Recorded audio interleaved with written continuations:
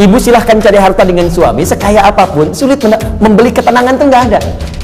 Ada toko yang jual ketenangan? Nggak ada. Dan mahal. Kalau nggak percaya begini Bu ya, saya berikan pilihan, tapi ibu bapak jangan pilih yang ketiga ya, terutama ibu. Ya, jangan pilih yang ketiga. Kaya tapi gelisah atau miskin tapi tenang. Ayo. Nggak ada pilihan ketiga dan nggak usah maksa.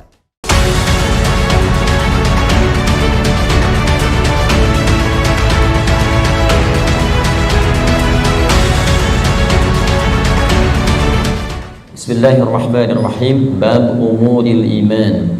Bab tentang perkara-perkara yang mampu menguatkan iman. Saya kembalikan dulu kepada pembahasan di pengantar yang masuk kepada bab ini sebelum saya bacakan nanti tentang pembahasan di bab umuril iman ini, baik ayat Qur'annya ataupun hadis Nabi Muhammad SAW yang dirangkum oleh Imam Al-Bukhari dalam pembahasan ini. Jadi Bapak Ibu sekalian, sebelum membahas tentang hal-hal terkait penguatan iman, saya ingin ingatkan kembali tentang dua hal yang sangat penting. Yang pertama tentang kenapa kita mesti beriman. Ini poin yang sangat penting. Saya ulang, kenapa kita mesti beriman. Ya, bukan hanya sekedar fitrah dalam kehidupan, tapi nanti ada 5 hal yang langsung Allah janjikan dalam Al-Quran ketika kita benar-benar menanamkan iman dalam diri kita. Jadi kalau kita mampu beriman dengan benar kepada Allah, maka Allah akan berikan 5 keistimewaan yang tidak akan diberikan selain kepada orang-orang beriman, walaupun mereka hidup dalam kehidupan dunia. Jadi 5 hal ini Allah akan berikan. Yang pertama, ada jaminan langsung Allah berikan kepada orang-orang yang yakin tanpa ragu dengan Allah, yaitu beriman kepada Allah, bahwa ia mendapatkan kabar gembira langsung dari Allah, memiliki setengah bagian dari 2 hal yang dibutuhkan untuk masuk surga. Memiliki setengah bagian atau 1 dari 2 hal yang dibutuhkan untuk masuk surga. Saya sering istilahkan, dia telah mendapatkan dari setengah kunci surga.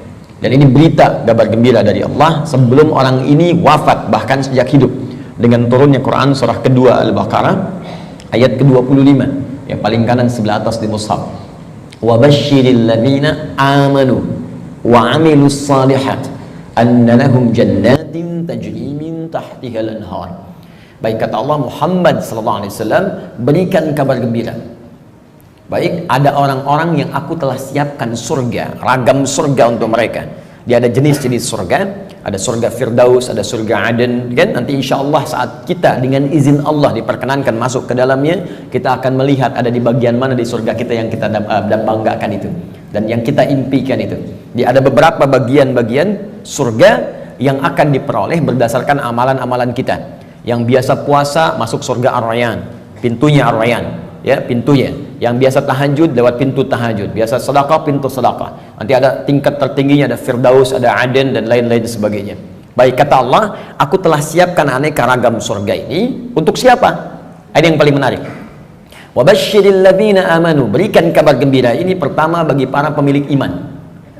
Nah, ini syarat untuk masuk surga itu ada iman. Baik ya?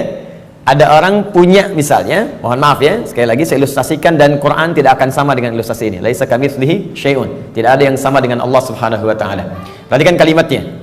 Misalnya begini, Anda akan datang misalnya ke istana, ya, diundang oleh presiden misalnya, atau penguasa tertentu. Maka orang ini memberi syarat. Anda boleh datang misalnya ke istana dengan catatan menggunakan pakaian yang rapi, spesifikasinya begini, pakai sepatu, jamnya jam sekian. Jelas ya? Maka ketika Anda menyalahi ketentuan itu, Anda tidak bisa masuk. Jelas? Satu itu. Yang kedua, pemilik sesuatu lebih tahu tentang ukuran dan kriteria apa, supaya kita bisa mendapatkan dari apa yang dimiliki oleh pemilik itu. Anda ingin ke istana, yang punya istana punya ketentuan. Anda nggak bisa bikin ketentuan sendiri. Jelas? Anda masuk komplek angkatan laut, maka komplek ini punya aturan yang harus diikuti. Tidak bisa Anda sendiri bikin aturan.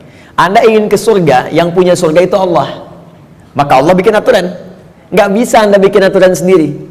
Kalau di rumah Anda sekarang, Anda yang punya aturan. Saya masuk ke rumah Anda, saya ikuti aturan Anda. Anda masuk ke rumah Allah, karena masjid rumah Allah, maka ikuti aturan Allah. Masuk ke rumah Anda, ucapkan Assalamualaikum. Masuk ke rumah Allah, kaki kanan masuk, ucapkan doa. Keluar kaki kiri, ucapkan doa. Ada aturannya.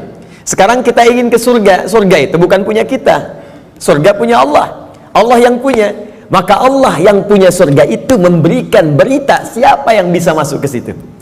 Kata Allah, orang yang bisa masuk ke surga adalah hamba-hambaku yang punya 2 syarat saat dia hidup di dunia. Apa syaratnya? Dan ini berita gembira. Ada orang sebelum wafat diberikan berita gembira. Kalau punya 2 hal ini, Anda berpeluang bisa memilih dari pintu mana Anda akan masuk ke surga yang Anda idamkan itu, sesuai dengan amalan-amalan yang kita kerjakan. Nah, di antara 2 ini, syarat pertamanya iman. Kata Allah, "Wabasyiril ladzina amanu", berikan kabar gembira pada orang yang telah punya iman. Dan kalimatnya menggunakan alladzina, disebutkan 1080 kali dalam Al-Quran. Ismun mausulun yadullu 'alal jam'il jam'iyah. Kata sambung, konjungsi, kadang menunjuk pada objek tanpa batas. Jadi bisa untuk orang dewasa, anak kecil, laki-laki, perempuan, tua, muda, ya, maaf, kaya, cukup, semua kalangan tanpa batas. Artinya, kata Allah, saya buka surga ini untuk siapapun. Nggak ada status dunia yang bisa memengaruhi seseorang masuk surga. Di surga tidak diukur dengan seberapa kayakah Anda. Hati-hati, kalau Anda mendapatkan tingkat kekayaan dan Anda merasa kaya dengan itu, belum bebas Anda, hati-hati, belum bebas Anda dengan persyaratan untuk mendapatkan surga. Belum tentu harta menjadi jaminan untuk masuk surga. Anda punya kedudukan tinggi, setinggi apapun, tapi kedudukan itu tidak otomatis menjamin Anda masuk surga. Karena syarat masuk surga bukan kedudukan. Kalau syarat masuk surga kedudukan, Firaun paling duluan masuk surga, Namrud lebih duluan masuk surga. Jelas? Baik, karena syarat masuk surga itu kaya, maka Qarun itu paling depan masuk surga.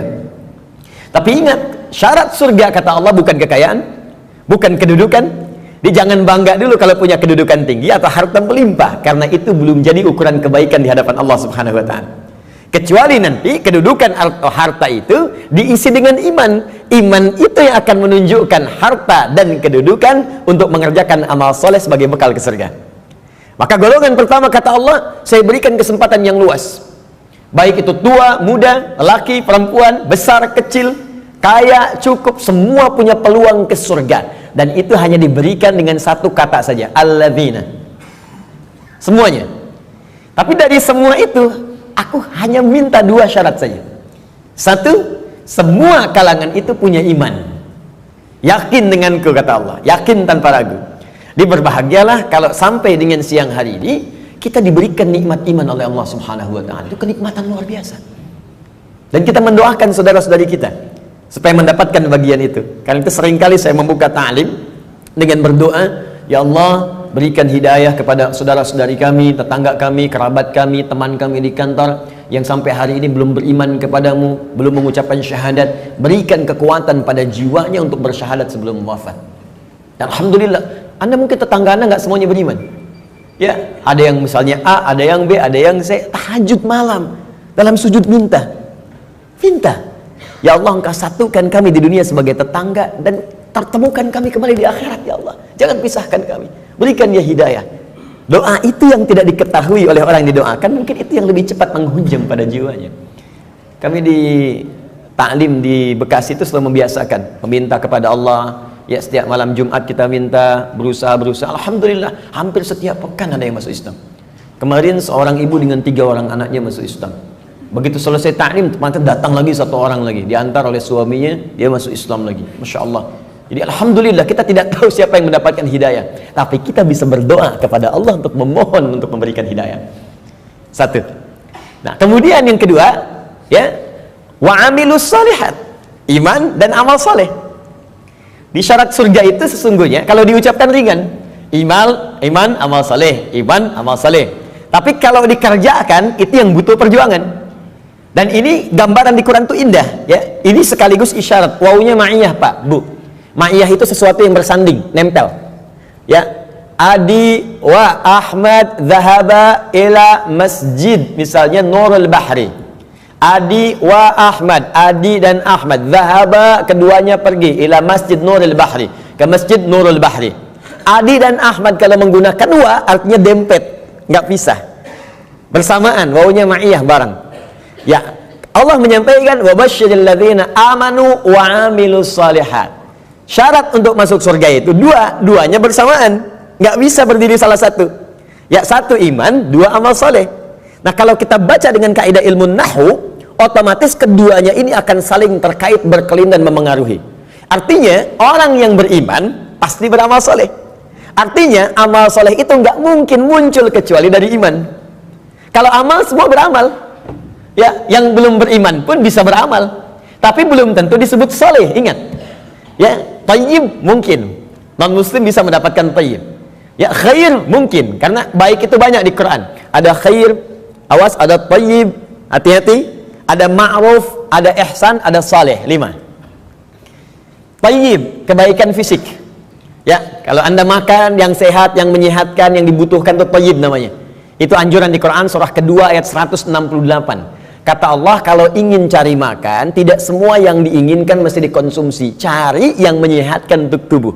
Ya ayyuhan nasu kulu mimma fil ardi halalan thayyiba. Hei semua manusia, ini rumus dalam Al-Quran, universal sifatnya.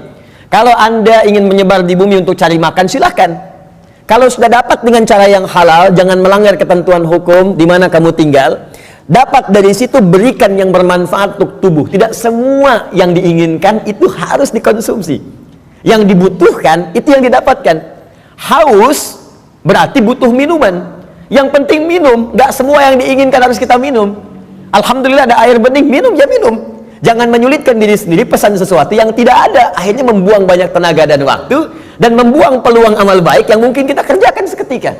Sudah ada air bening, pengen jusnya, wah Masya Allah buah naga yang dari Hongkong misalnya. Nyari, gak ketemu, muter-muter sampai sore. Jam 5 baru dapat. Dari siang sampai jam 5 itu mungkin bisa dipakai apa gitu. Bisa tilawah, bisa baca, bisa berkreasi, macam-macam. Baik itu tayyib. Karena itu kalau Anda bertanya pada orang Arab, kaifa haluk ya akhi, apa kabar? Dia katakan alhamdulillah ana tayyib, artinya dia sehat, kuat. Yang kedua, ada khair, itu sifat baik, sifatnya. Ya, jadi kadang-kadang kan ada yang fisiknya sehat, tapi kan pikirannya nggak bagus. Ya, tampilan bagus, pakai jas, pakai dasi, luar biasa gitu kan, tapi pencuri juga. Ya, penipu juga gitu. Nah, kalau kita ingin rubah menjadi baik sifatnya, maka rubah kalimatnya menjadi khair, ya, karena ada Bang Tayyib 2 kali puasa, 2 kali lebaran nggak pulang-pulang, padahal dia sehat kan. Baik. Nah, kalau kita ingin rubah pada sifat, jadikan khair. Quran surah 3 ayat 110. Kuntum khaira ummah. Orang Islam itu pasti sifatnya baik. Kata Allah, kalian umat terbaik. Sifatnya jujur, sabar, tawadu. Jadi kalau ada orang itu jujur, orang Islam tuh mesti lebih jujur. Kalau ada orang sabar, orang Islam lebih sabar. Kalau ada orang tawadu, rendah hati, yang muslim itu pasti lebih rendah hati. Cukuplah keislaman kita menjadikan kita baik, punya sifat baik. Ini aneh sebetulnya kalau ada orang Islam nggak baik, itu aneh. Karena semua ajaran di Quran membimbing kita jadi baik, Pak, Bu. Jadi kalau semuka bumi se-Indonesia aja lah muslim, sudahlah, pasti baik. Jadi kalau ada orang Islam berbuat yang tidak baik, pasti ada yang tidak tepat dengan pelajaran keislamannya. Mustahil itu, ya. Mustahil ada orang Islam melakukan bom, ya misalnya, di tempat-tempat yang tidak dibenarkan. Bom bunuh diri, bom ini, bom itu, tembak orang, bunuh orang, tusuk orang, mustahil. Ya, Quran sih mengatakan orang yang sengaja merencanakan pembunuhan, apalagi kemudian menyebabkan satu orang beriman meninggal, itu sama dengan pesan kapling di neraka jahanam. Buka Quran surah keempat An-Nisa ayat 92 sampai 93. Wa may yaqtul mu'minan muta'ammida fajaza'uhu jahannam. Maka siapapun yang merencanakan pembunuhan, apalagi pada satu orang korbannya orang beriman, maka balasan yang setimpal untuknya neraka jahanam kalau tidak dia bertobat. Ya, wa ghadiballahu alaihi, Allah murka kepadanya, wa la'anahu, melaknatnya, wa a'adda lahu azaban azima, dan dijanjikan di neraka azab yang berlipat lebih daripada orang biasanya, neraka jahanam lagi. Pertanyaan saya, orang beriman mana yang cita-citanya pengen masuk neraka jahanam? Tunjukkan pada saya. Mustahil. Dan bagaimana bisa bertobat kalau saat meledakkan diri itu dia meninggal? Bagaimana bisa tobat? Makanya hati-hati kalau ada ajakan-ajakan tuh lukai orang, tembak orang, bom orang. Saya sering kali sampaikan, dulu pertama bom kejadian, mudah-mudahan tidak pernah terjadi lagi di bumi kita Indonesia ini, insya Allah, ya, Jalan Tamrin tuh melontok. Saya di Lampung tuh, orang polos sekali bertanya, Ustaz, apakah bom di Jalan Tamrin termasuk jihad? Fisabilillah. Saya bilang, Pak, sependek pengetahuan saya, jihad fisabilillah itu jihad di jalan Allah, bukan di Jalan Tamrin. Hati-hati lah. Ya. Kita balikan. Jadi satu itu iman, ya. Nah, kaidahnya adalah kemudian kembalikan tayyib khair. Khair itu baru sifat, jujur itu sifat. Kalau sifat kemudian diaktualisasikan dalam bentuk sikap, maka berubah dari khair jadi ma'ruf namanya. Ma'ruf. Jujur itu sifat, disogok tidak menerima, sikap namanya. Jelas? Jujur itu sifat, diajak korupsi menolak, sikap namanya. Sifatnya khair, sikapnya ma'ruf namanya. Jelas? Karena itu khair dengan ma'ruf seringkali disandingkan dalam Al-Quran. Quran surah ketiga, Ali Imran ayat 104. Wal takum minkum ummatun yad'una ilal khair wa ya'muruna bil ma'ruf. Hendaklah ada satu komunitas, kata Allah, berhimpun untuk menyebarkan sifat-sifat baik dan saling mengajak pada kebaikan. Bikin komunitas. Ingatkan, ayo baca Quran, one day one juz, one day two juz, ya. Ayo bikin komunitas, bangunin tahajud, bikin komunitas ngajak sedekah, bikin komunitas bersih-bersih di jalan, buang sampah, itu bagian dari iman. Baik ya. Kemudian Bapak Ibu, tapi ingat, untuk ma'ruf ini berbuat baik bukan hanya melekat pada orang Islam saja. Non muslim pun banyak yang baik. Silahkan cek, ada non muslim yang suka nyumbang, ya, bantu bangun jalan, bantu fasilitas, ada fasilitas umum, bantu orang-orang lepas dari kemiskinan, bantu orang-orang kasih obat, ada, baru sampai ma'ruf. Karena itu disebutkan yang keempat, awas, ada sifat kebaikan khusus yang semua kebaikan itu diniatkan hanya karena Allah. Bantu ini karena Allah, kerjakan ini karena Allah, baik juga, cuma niatnya dikerjakan karena Allah.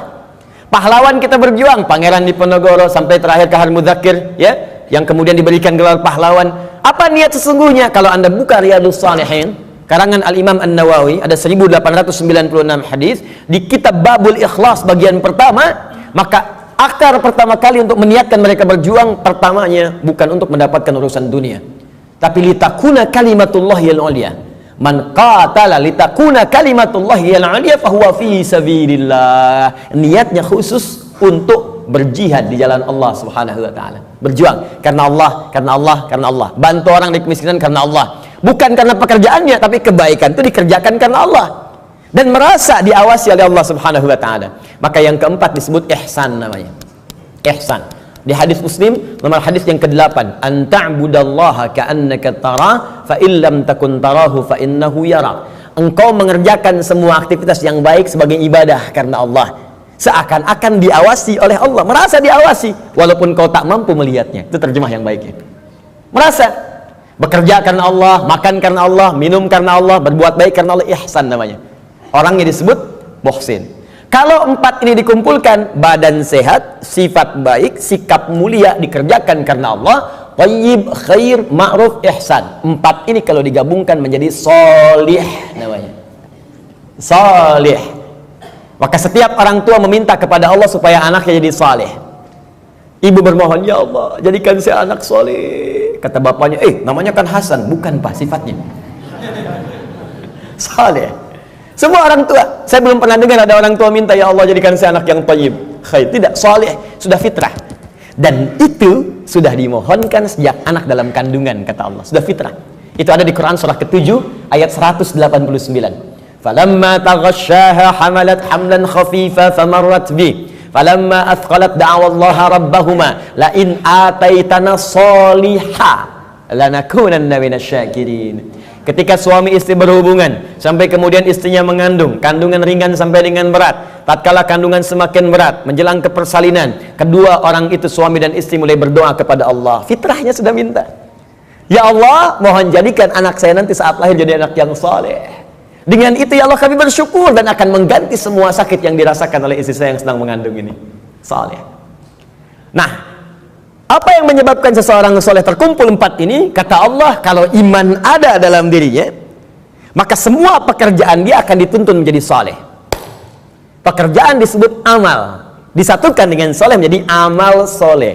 Di iman seseorang itu otomatis akan menuntun seseorang berbuat amal soleh. Jadi kalau ada orang punya iman gak beramal soleh, dipertanyakan bagaimana kualitas iman dalam dirinya, dipertanyakan. Karena otomatis Pak, Bu, kalau ada iman, kata Allah, itu otomatis membimbing dia, mengantarkan pada amal soleh. Makanya orang punya iman itu sering diingatkan ketika akan berbuat amal yang salah. Gak percaya silahkan Pak, keluar dari sini, coba Bapak iseng-iseng pakai sendal orang lain. Ya, jangan diteruskan, iseng aja, misalnya kan, injak gitu kan. Itu pasti hatinya akan berkata, itu bukan punya kamu. Itu imannya mengingatkan. Kalau iman semakin tinggi, Anda keluar dari masjid aja, kaki kanan keluar, ditarik lagi tuh. Anda akan tarik, karena yang keluar itu kiri, masuk kanan. Ke toilet, masuk kiri, keluar kanan. Tuh. Ya, itu semakin tinggi iman, maka iman itu akan mendorong Anda berbuat amal saleh dari ujung kepala sampai ujung kaki. Makanya saya sering katakan, di dalam Al-Quran, jika kita sudah punya iman, maka semua fungsi tubuh kita akan disebutkan imannya dulu sebelum menyebutkan fungsinya. Mata untuk melihat, sebelum melihat imannya dulu. Turun Quran surah 24 ayat 30 untuk laki-laki, 31 untuk perempuan. Qulil mu'minina yaghuddu min absarihim. Untuk perempuan, wa qulil mu'minati yaghuddna min absarihinna. Katakan pada pria-pria yang sudah punya iman, imannya dulu. Dan katakan pada perempuan-perempuan yang sudah punya iman, matanya hanya boleh dipakai melihat yang baik-baik saja. Kalau yang dilihat tak baik, maka imannya akan membimbing mata untuk memalingkan ke arah yang lebih baik. Memalingkan pandangan ke arah yang lebih baik disebut dengan ghaddul basar namanya. Anda menatap begini, Masya Allah, tapi yang ditatap istri orang. Maka iman berkata jangan teruskan, palingkan. Ya, proyek yang tidak baik gak akan dilihat. Ya, barang yang bukan milik Anda nggak akan dilihat, palingkan. Gambar-gambar yang tak seronok, palingkan. Jelas ya? Nah, itu iman. Silahkan cek semua fungsi tubuh kita. Itu umumnya sebelum disebutkan imannya dulu. Lisan, Quran surah 49 ayat 11. Itu sebelum disebutkan fungsi lisan, iman dulu. Ya ayyuhalladzina amanu la yaskhar qaumin qaum. Ayat 12-nya, ya ayyuhalladzina amanu la yaghtab ba'dukum ba'dha. Pokoknya setiap tubuh ini mau bergerak, iman dulu. Ingin memberikan isyarat agar iman itu memiliki fungsinya untuk mengerjakan amal soleh. Kenapa diminta beramal soleh? Supaya masuk surga, itu Pak. Dan supaya kita nggak capek, diberikan setengahnya oleh Allah, tinggal setengah lagi. Jadi sebetulnya Allah itu ingin hambanya itu masuk. Cuman karena hikmah kehidupan menjadikan kita mesti berikhtiar, saking baiknya Allah dikasih setengah. Ayo setengah diambil. Bahkan setengah ini diberikan dalam kandungan. Cuman sayang, fa'abawahu yuhawidani au yunasrani au yumajjisani. Lahirnya kan fitrah, ada iman dalam dirinya, makanya dia mencari Tuhan. Cuman sayang, lingkungan yang merubah dia menjauh dari Allah. Ada yang pengaruh ini, ada yang pengaruh itu, lingkungan, karena TV, karena tinggal di tempat tertentu, karena pasangan. Ya, Masya Allah, tega meninggalkan cinta Allah hanya untuk cinta dunia. Tega meninggalkan cinta Allah hanya untuk cinta manusia. Padahal manusia itu mati, Allah selalu hidup. Ya, bayangkan. Ya, mencintai sesuatu yang gak ada itu kan semu sifatnya. Anda mencintai barang, barangnya rusak. Ketika barangnya rusak, bagaimana cintanya bisa bertahan? Cinta manusia tidak abadi. Kalau ingin abadi, bawa dia sampai mendapatkan ridha Allah, sampai ke surga, baru abadi. Tapi kalau Anda mengeluarkan diri Anda dari surga, bagaimana bisa abadi? Ya, aku mencintaimu dengan syarat engkau pindah agama. Begitu pindah, meninggal. Cinta nggak dapat, surga cuma mimpi. Ya, Pak? Jelas ya? Baik, jadi teman-teman sekalian, bagian pertama, ketika Allah meminta kita beriman, sesungguhnya dengan iman itu Allah ingin memberikan garansi kepada kita bahwa Anda hamba yang terlindungi, dengan izin Allah bisa mendapatkan surga jika iman itu kita gunakan untuk menenun amal saleh. Jelas? Kalau amal saja tidak ada iman, maka tidak menjadi saleh.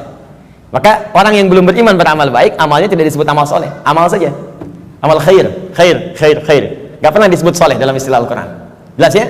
Nanti ketika dia berbuat baik dibalas di dunia. Cuman karena kaidah surga itu ada iman, dan iman itu nggak ada, maka di akhirat tidak diberikan balasannya. Keadilan Allah menjadikan balasan itu diberikan di dunia. Karena investasi amalan itu bukan untuk akhirat, dunia. Karena niatnya dunia, dikasih dunia. Kalau untuk akhirat, diberikan juga akhirat bagiannya. Turunlah Quran surah ke-25 ayat 23. Nanti kalau ada non muslim bertanya, di mana keadilan Allah Tuhanmu itu? Jadi kalau ada orang nggak beriman berbuat baik nggak masuk surga, tapi ada orang beriman salah juga berpeluang masuk surga. Maka jawab kepada beliau, ya, kaidah surga itu kaidahnya syarat iman yang pertama kali, ya, bukan syarat dunia. Maka ingin masuk surga ada persyaratan. Anda masuk kampus ada persyaratan, masuk surga pun ada persyaratan. Anda lulus di satu hal tapi nggak lulus di yang lainnya, nggak bisa masuk kampus. Anda lulus satu hal nggak lulus yang lainnya, ya sulit masuk surga. Karena syarat surga beda dengan kampus. Syarat surga yang pertama itu adalah iman. Tapi saking adilnya Allah, kebaikan dia di dunia dibalas oleh Allah dengan cepat saat dia hidup di dunia. Maka turun ayat, wa qadimna ila ma'amilu min amalin faja'alnahu haba'an manthura. Jika ada orang belum beriman berbuat baik, kata Allah, saya akan cepat balas kebaikannya saat di dunia. Cuman karena amalan itu bukan amalan surga, maka saat ke akhirat nanti itu hanya akan jadi debu yang berterbangan yang hanya dia tatap saja. Jelas sampai sini? Dan ini ayat turun karena pertanyaan Sayyidah Aisyah radhiyallahu taala anha kepada Nabi, ya Rasulullah, si fulan orang baik, suka berbagi, cuman nggak beriman sampai saat ini. Bagaimana statusnya? Turunlah kemudian ayat ini. Jelas? Jadi kalau ada yang bertanya lagi sekarang, katakan Anda terlambat Pak. 15 abad yang lalu sudah ada pertanyaan Sayyidah Aisyah tentang itu. Turun ayat begini, sampaikan dengan sebaik-baiknya dengan cara yang paling lembut. Jelas?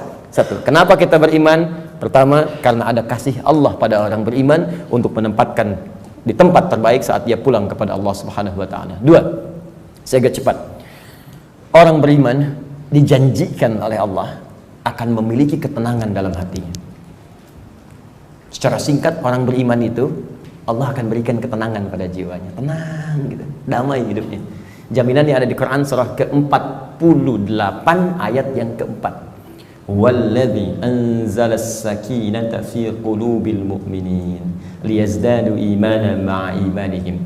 Dialah Allah yang akan menanamkan ketenangan pada jiwa orang-orang beriman supaya dia yakin dengan keimanannya.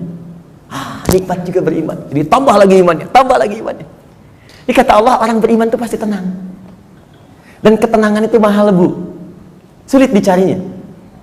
Ibu silahkan cari harta dengan suami sekaya apapun, sulit membeli ketenangan tuh nggak ada. Ada toko yang jual ketenangan? Nggak ada. Dan mahal. Kalau nggak percaya begini Bu ya, saya berikan pilihan, tapi ibu bapak jangan pilih yang ketiga ya, terutama ibu. Ya, jangan pilih yang ketiga. Kaya tapi gelisah atau miskin tapi tenang. Ayo, nggak ada pilihan ketiga dan nggak usah maksa. Kaya tapi gelisah atau miskin tapi tenang, pilih mana? Tuh. Kan? Banyak orang kaya tapi nggak tenang, ada yang bunuh diri, ada yang tembak diri sendiri, ada yang lompat ke depan rel kereta, ada yang saking kayanya bingung, akhirnya nanam cabai, bikin kangkung, metikin cabai, metikin tomat. Terus Anda ngapain kalau cuma numpukin harta buat metikin tomat? Petani kita nggak kaya-kaya amat bisa metikin tomat juga. Coba lihat, Anda bayangkan. Jadi tidak selalu Bapak Ibu sekalian kekayaan itu bisa berkonotasi seimbang, equal misalnya dengan ketenangan, belum tentu. Tapi iman itu jaminan dari Allah, orang beriman itu pasti tenang. Ada kedamaian dalam jiwanya. Enak gitu. Bahkan kalau sudah dapat halawatul iman, bukan cuma kedamaian, Allah akan berikan ketenangan dalam kehidupannya dalam bentuk keamanan, aman dari gangguan, tenang, nikmat. Maka diturunkan oleh Allah Quran surah ke-18 ayat 13. Saking tenangnya, tidur di gua aja enak. Bayangkan, gua loh, fasilitasnya tahu sendirilah. Di gua ya sudah, maaf, cahaya sudah terbatas, hampir tidak ada. Makanan bagaimana mendapatkannya, tempat tidurnya kemudian juga pasti keras. Tapi kok bisa ada yang tidur di gua selama 309 tahun? Saking enaknya tidur, gak ada yang ganggu Pak, Bu, nikmat. Ya, yang memberikan nikmatnya Allah, miring kanan kiri, matahari diatur oleh Allah, terbit di sini, terbenam di sini, selalu tersinari di dalamnya. Sehat-sehat aja, bangun 309 tahun, Anda bayangkan? Ya, ada orang sekaya-kayanya baru 3 menit udah bangun lagi, pling, telepon muncul. Di pejabat memang bagus, kedudukan tinggi, tapi setiap 3 detik kerja ini, kerja itu. Baru tidur sebentar, bangun lagi, Pak ada kejadian begini, bangun. Ini 309 tahun tidur cuman di gua. Fasilitas hampir nggak ada, tapi jaminan itu ada. Maka di ayat 13 di surat Al-Kahf, surat gua, ya, nahnu naqussu 'alaika naba'ahum bil haqq innahum fityatun, belum selesai, amanu bi rabbihim wazidnahum huda. Kata Allah, kami akan kisahkan pada Anda tentang kisah yang sebenar-benarnya, tanpa dikurangi, tanpa ditambahkan, sebenarnya hak. Jadi ada sidqun, ada hak. Kalau sidqun, ma yahtamilu sidqa wal kadzib, kadang benar, kadang tidak. Tapi kalau hak pasti benar, nggak bisa ditolak. Matahari terbit di timur, terbenam di barat, hak. Karena itu semua yang hak sumbernya hanya kepada Allah. Al-haqqu mir rabbika fala takunanna minal mumtarin. Al-Baqarah 149. Al-haq.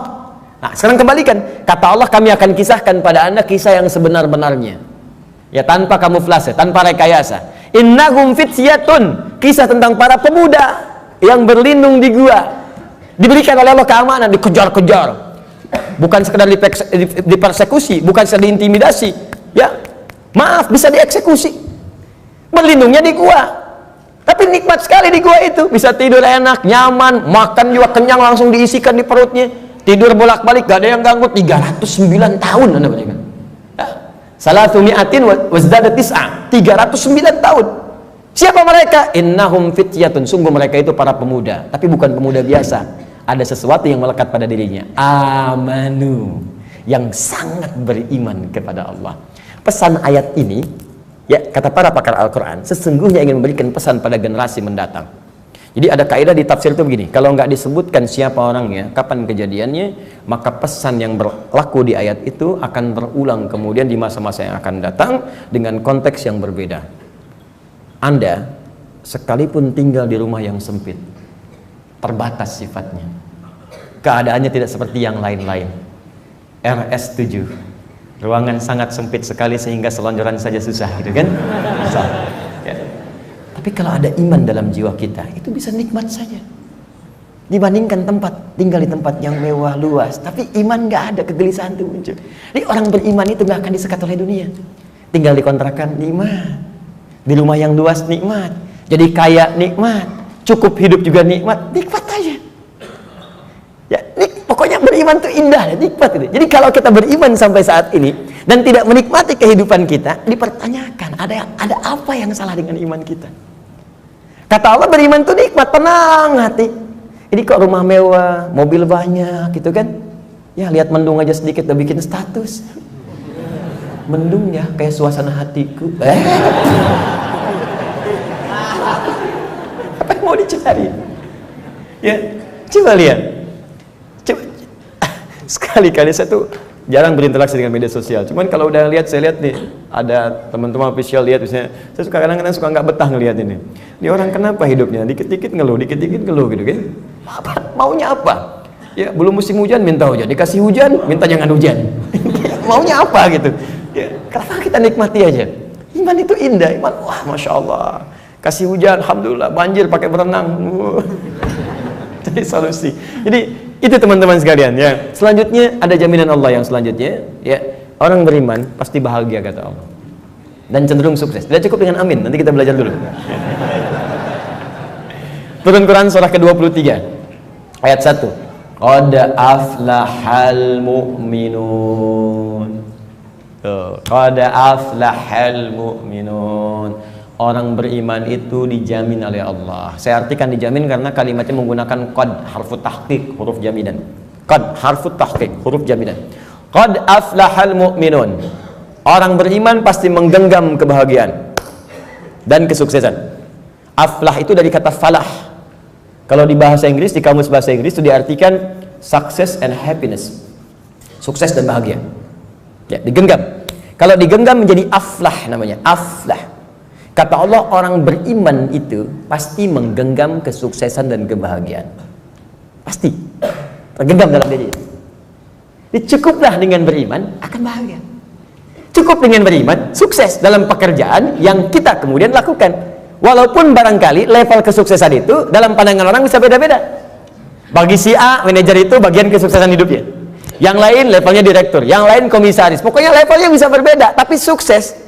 Silahkan cek semua sahabat Nabi. Di semua bidangnya sukses dan bahagia.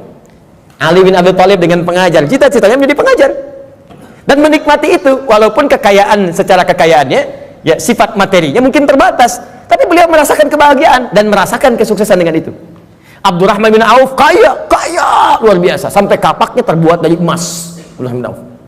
Dan menikmati itu dan bahagia juga, bahkan terjamin surga. Ada di lisan Nabi. Utsman demikian, Abu Bakar demikian. Anda bayangkan, dari yang pengusaha, diplomat, birokrat, pengajar, dosen, ada semua, perawat, ada semua levelnya. Dan bahagia beriman, padahal sebelumnya jahiliyah. Bayangkan, perusak, kriminal, macam-macam. Tiba-tiba turun iman, diambil iman itu dengan bimbingan Al-Quran dan petunjuk Nabi lewat sunnahnya, dipraktekkan itu dan bahagia hidupnya. Coba cek. Jadi sebetulnya yang bahagia itu ungkapannya sederhana. Bahagia itu sederhana ketika iman tertanam dalam jiwa. Kalau dunia relatif, bahagia itu sederhana, cukup dengan secangkir kopi. Bagi tukang kopi, tukang teh tidak, ya kan? Bagi yang minum teh, yang minum kopi tidak. Nah, jadi teman-teman sekalian, iman. Nah, sekarang maksud saya begini, kita ingin evaluasi, kalau sampai siang hari ini, iman yang sudah Allah tanamkan di jiwa kita, belum sampai melahirkan hal-hal tadi, maaf ya, kalau bicara surga belakangan, karena itu hak prerogatif Allah Subhanahu wa Ta'ala, kita hanya berikhtiar. Apakah iman itu sudah membuat diri kita tenang? Sudah membuat kita bahagia?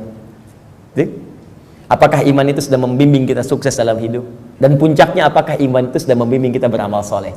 Jangan-jangan beriman masih salah, padahal namanya soleh, kan? Jangan-jangan beriman tapi mesti berbuat maksiat, mata bermaksiat, telinga bermaksiat, lisan bermaksiat. Ada apa yang salah? Apa yang keliru?